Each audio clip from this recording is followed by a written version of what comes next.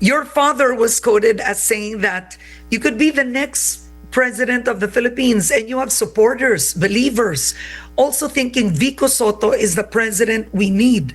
When you hear that, what do you think? Well, the first thing that I think is that sana hindi sila ganun mag-isip. Tatay ko, hindi ko Bakit? mapigilan yung tatay ko eh.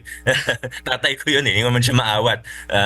Of course, if I hear good things being said about me, of course I appreciate it.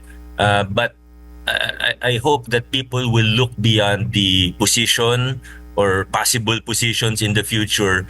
And number one, focus on what we're doing now. And second, focus on how we can make sure that the changes that we've done here in Pasig will become long-term and institutionalized. So, hindi ka ambisyoso. Yun.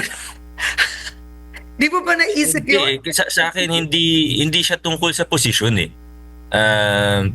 Sa totoo, excited na ako matapos yung term ko. I'll still help, I'll do whatever I can, but I'm actually excited for my term to finish. Hindi, kahit congressman na ayaw mo yung takbuhin?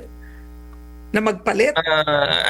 Honestly, I don't think I'd make a good congressman. I don't think I'd make a good senator either. I'm just being honest with myself.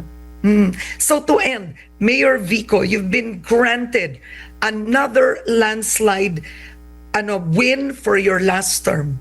Ano ang pangako mo sa mga taga-Pasig ngayon on your last 3 years? Lagi ko nga sinasabi sa mga caucus namin, sa mga rally namin, kami sa Giting ng Pasig, hindi kami mahilig mangako. Basta kung anong kayang gawin, pilitin natin gawin. Ang ibig ko lang sabihin, without having to promise so much, let's just do our best. Let's continue what we've started. Paigtingin pa natin kung ano yung nasimulan na. Palawakin pa natin yung mga serbisyo ng pamahalaan.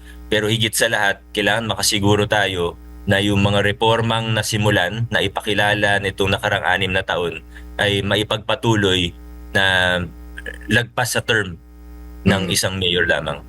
Okay. On that note, Pasig City Mayor Vico Soto, congratulations to you.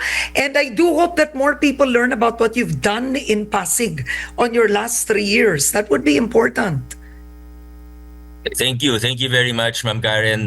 Your show is very memorable to me. It's one of the first that I accept. One of the first interviews that I had back in 2019. So maraming salamat po.